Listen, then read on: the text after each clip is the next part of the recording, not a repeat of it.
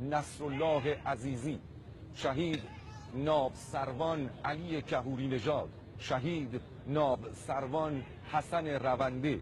و شهید دریادار محمد ابراهیم همتی و شهید ناب سروان حمید قهرمانی و دهها شهید و صدها شهید سرفراز دیگر که در حراست و حفاظت و پاسداری از آبها و مرزهای دریایی کشور عزیزمان ایران عاشقانه بر قلب دشمن تاختند و این آرامش و امنیت را به همه ما هدیه دادند. یاد و خاطره همه شهیدان سرفراز را گرامی می‌داریم.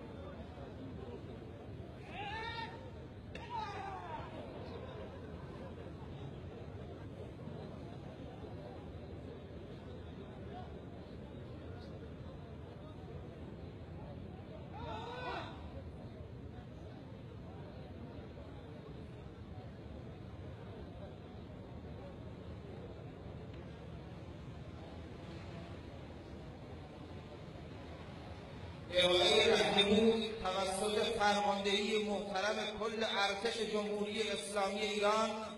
امیر سرلشکر صالحی